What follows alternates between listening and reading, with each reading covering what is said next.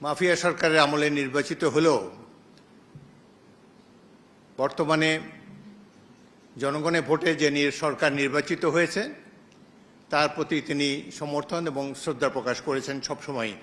তিনি গুরুতর অসুস্থ, হৃদরোগ, উচ্চ রক্তচাপ, ডায়াবেটিস ও কিডনি জটিলতায় তিনি ভুগছেন। তার হৃদযন্ত্রে বাইপাস সার্জারি হয়েছে। ইদানিং স্বাস্থ্য পরীক্ষার অটোনমিক নিউরোপ্যাথি নামে রোগ শনাক্ত হয়েছে। এই রোগের কারণে তিনি মাঝে মাঝে অচেতন হয়ে পড়েন। এসব রোগের প্রাদুর্ভাবে এবং শারীরিক ও মানসিক অসমর্থতার কারণে রাষ্ট্রপতির মতো গুরুত্বপূর্ণ সাংবিধানিক পদের দায়িত্ব পালন করা তার পক্ষে সম্ভব হচ্ছে না।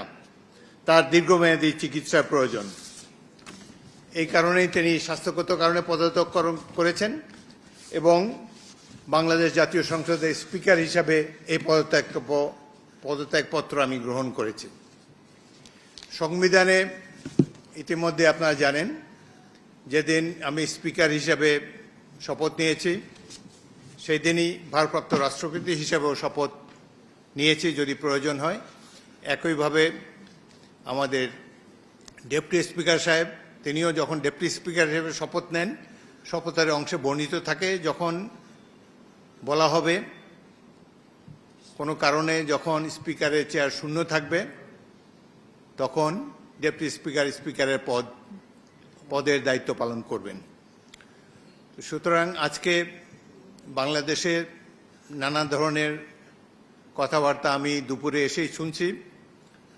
দেখা গেল যে এটি প্রকৃত। তিনি শারীরিক অসমর্থের কারণে পদত্যাগ করেছেন। আমি তার মঙ্গল এবং সুস্বাস্থ্য কামনা করি এবং আমার মনে হয় তিনি